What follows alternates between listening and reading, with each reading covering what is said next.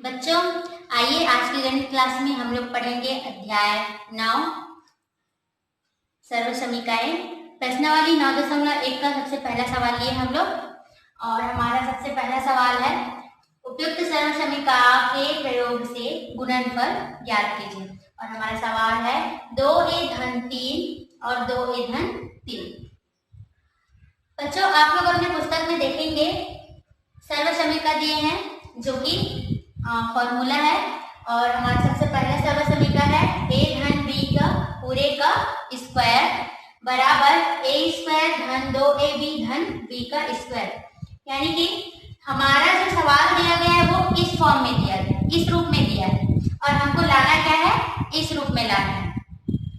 और हमारा सवाल जो हम लोग इसको दो भाग में बांट दिया है, एक और ये दो भाग, और सूत्र में इसको दोनों को खोल करके लिखा गया। और हम लोग क्या करेंगे, देखते हैं कि यहाँ पे a-b दिया है, और वही चीज यहाँ पर भी दिया है।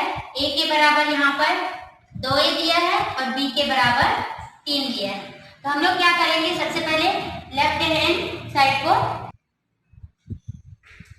बच्चों हम लोग यहाँ पे लेफ्ट हैंड साइड को लेकर सॉल्व करेंगे और राइट हैंड को लाएंगे। तो चलो सबसे पहले हम लोग देखते हैं, हमने हमारे सवाल में दिया गया है 2a-3 2a-3। हम लोग पर्सनल गुणा करेंगे। सबसे पहले 2a का 2a-3 के साथ गुणा करेंगे। चलिए अब हम लोग सर्व समीकरण की सहायता से यहाँ पे a और b का मान रख के सॉल्व करेंगे। चलो देखते हैं, a का मान दिया है यहाँ पे 2a और यहाँ पे घात 2 दिया है, इसलिए घात लगाती धन 2 का 2 a की जगह रखेंगे 2a गुणे b की जगह रखेंगे 3 धन b का मान है 3, यहाँ पे लिख लेंगे 3 का स्क्वायर। अब चलो अब हम लोग यहाँ पे कोष्टक हटा लेते हैं। तो देखो यहाँ पे 2 के घात 2 और a के घात 2 धन 2 दूनी 4, यहाँ पे गुना करेंगे तो 2 दूनी 4, और यहाँ पे a दिया है तो 1, फिर गुना 3 धन 3 का स्क्वायर। अब हम लोग गुना करते हैं तो 2 दूनी ये हो गया 4 और a का स्क्वायर धन 4a है, 4 और 3 को गुना करेंगे तो 4 तिया 12 और a का 1, और ये 3 है, 3 के घात 2 दिया, इसलिए हम लोग 3 को जब 2 बार गुना करेंगे तो 3 तिया 9 है। इस प्रकार से हम लोग सर्व समीकरण की सहायता से गुणनफल ज्ञात किए।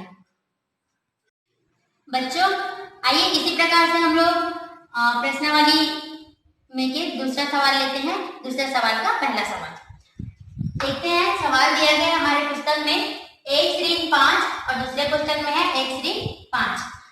ठीक उसी प्रकार सर्व समीकरण का प्रयोग करके हम लोग सॉल्व करेंगे। तो यहाँ पे हम लोग दूसरा वाली सर्व समीकरण का उपयोग करेंगे।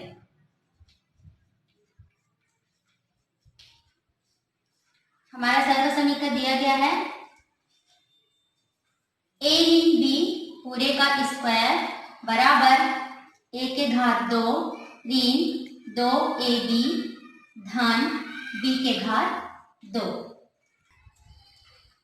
बच्चों हमारा सवाल दिया गया है लेफ्ट साइड में और हमको लाना क्या है, राइट साइड। तो हम लोग देखते हैं कि सवाल में हम लोग इस वाले फॉर्म में इसको लिख सकते हैं, 1-5 पूरे के घात 2। अब हम लोग देखते हैं कि a की जगह यहाँ पे क्या दिया गया है, x है, a के बराबर लिख लेते हैं x है, और b की जगह यहाँ पे क्या दिया गया है 5। अब हम लोग क्या करेंगे, सॉल्व करने के लिए यहाँ पे 1-5 के घात 2 बराबर a की जगह हम लोग यहाँ पे मान रखेंगे। तो a की जगह क्या दिया गया है, x के घात 2 ऋण 2 का 2, a की जगह फिर से हम लोग x मान रख लेंगे, फिर b की जगह दिया गया है 5 धन, फिर बी की जगह दिया गया है 5 और घात है तो घात। अब जब हम सॉल्व करेंगे बराबर, चलो हम लोग सॉल्व कर लेते हैं।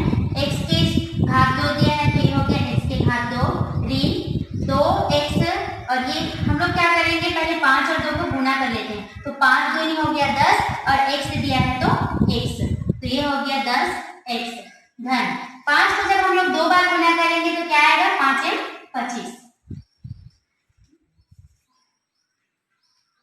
बच्चों इस प्रकार से हम लोग सर्व समीका 2 का प्रयोग करके हम लोग गुणनफल ज्ञात कर सकते हैं।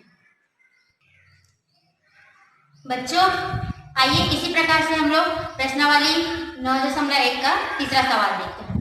सवाल दिया गया है, तीसरे सवाल का सबसे पहला सवाल ये है। यहाँ पे सवाल दिया गया हमारा कोष्टक 4x धन 5, 4 दूसरे कोष्टक में है 4x ऋण 5।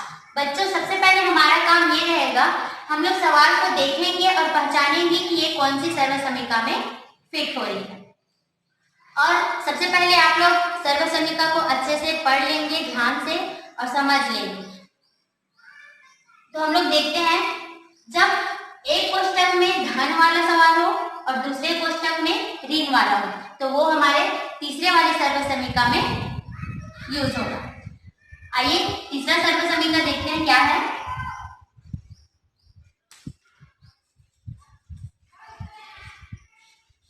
सर्व समीका 3, a धन b दूसरे कोष्टक में a ऋण b बराबर a के घात 2 ऋण b के घात 2।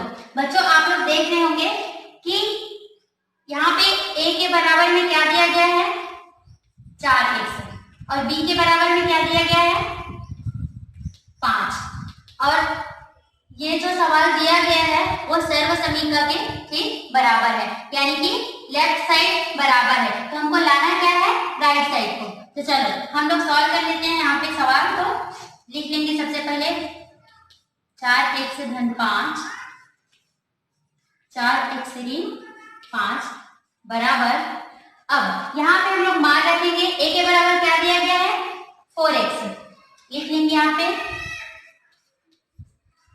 ऋण b के बराबर क्या दिया गया है, 5, 5 के घात 2। बच्चे यहाँ पे घात को हम लोग ठीक इसके ऊपर लगा लेंगे, 4 के घात 2 x के घात 2 ऋण 5 के घात 2।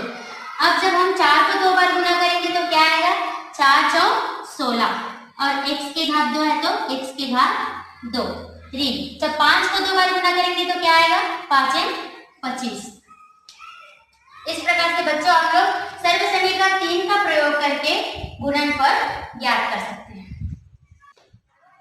बच्चों आइए इसी प्रकार से हम लोग प्रश्नावली 9.1 का 5वां सवाल में का पहला सवाल देखते हैं। सवाल दिया गया है एक 40 के घात 2। हम लोग क्या करेंगे, सबसे पहले सवाल को सर्व समीका के रूप में बदल लेंगे। सर्व समीका के रूप में कैसे बदलेंगे, 40 धन 1, और जब 40 और 1 को हम लोग जोड़ेंगे तो वही आएगा 140। हम लोग क्या करेंगे, इसको सर्व समीका के रूप में बदल लेंगे। अब देखते हैं कि ये कौन सी सर्व समीका है, पहला वाला, और पहले वाले सर्व समीका का जो राइट हैंड साइड है वो क्या है वो देखते हैं। सर्व समीका है 1, a धन b पूरे का स्क्वायर, a का स्क्वायर धन 2ab धन b का स्क्वायर। अब यहाँ पे देखते हैं बच्चों, a की जगह क्या दिया गया है, 40, और b की जगह दिया गया है 1। इसी फॉर्म में हम लोग आगे सॉल्व कर लेंगे। 40 धन 1 पूरे के घात 2। अब देखेंगे a की जगह 40 दिया है तो हम लोग यहाँ पे लिख लेंगे 40 के घात 2 धन 2 है तो 2, फिर से a की जगह 40 लिख लेंगे, और b की जगह दिया गया है 1 धन b की जगह 1 तो 1 के घात 2। अब जब हम लोग 40 को गुणा करेंगे तो क्या आएगा 1600। फिर 40 दूनी 80 और एक है तो 80 एकम 80, ये हो गया 80 और एक का एक। अब जब हम सबको एक साथ मिला के जोड़ते हैं तो क्या आएगा, देखो